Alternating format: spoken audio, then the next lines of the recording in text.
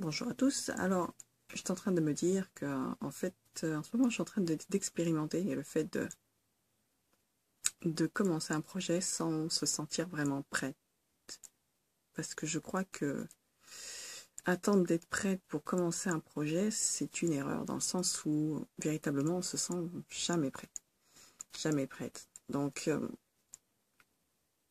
ce qu'il faut, vous pouvez attendre des années, des années, des années avant de commencer un projet.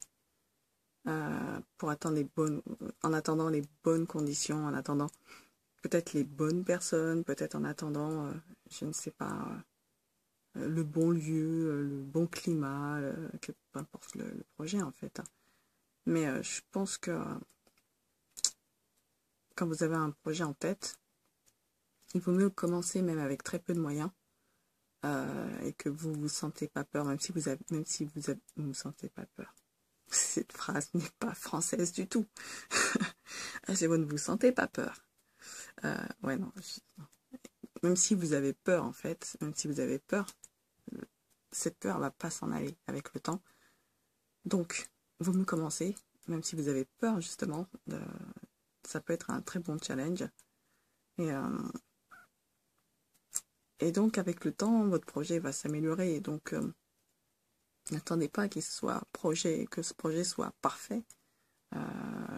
Qu'il soit peut-être le concept soit vraiment établi à fond pour le commencer. Il y a quelqu'un qui a dit You do not have to be great to start, but you have to start to be great.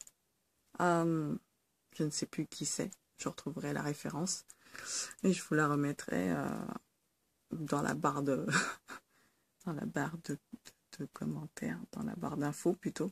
La barre de commentaires, c'est pour vous et principalement aussi pour moi, mais surtout pour vous.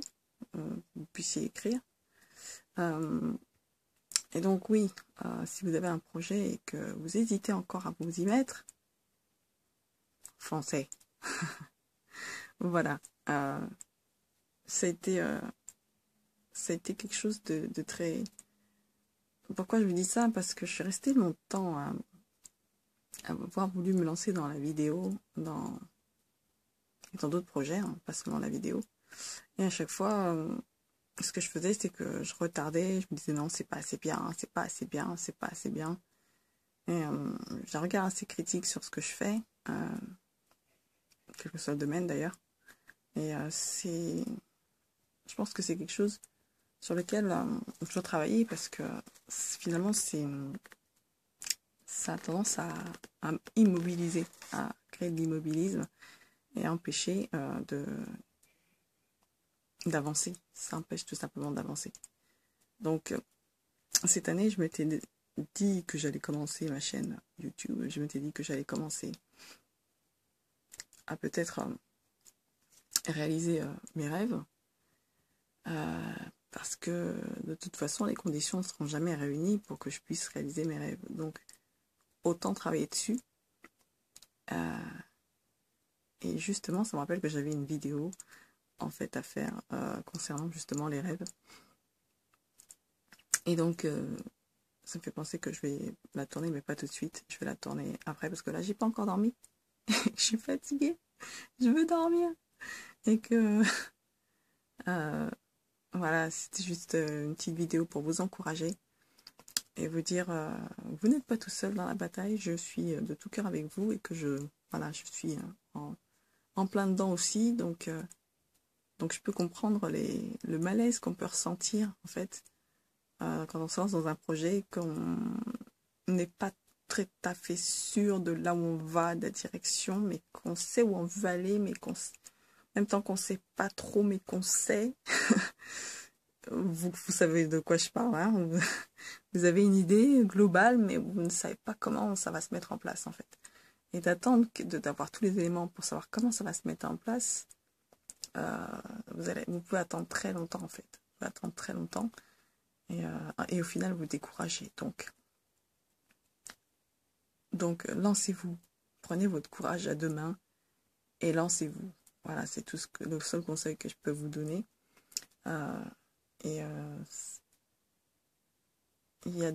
C'est comme ça que beaucoup de gens passent à côté d'un projet hein, qui aurait pu naître, qui aurait pu voir le jour, qui aurait pu peut-être avoir du succès, plaire à... Voilà. Et voilà, ne tuez pas vos projets dans l'œuf. Faites-les éclore, s'il vous plaît.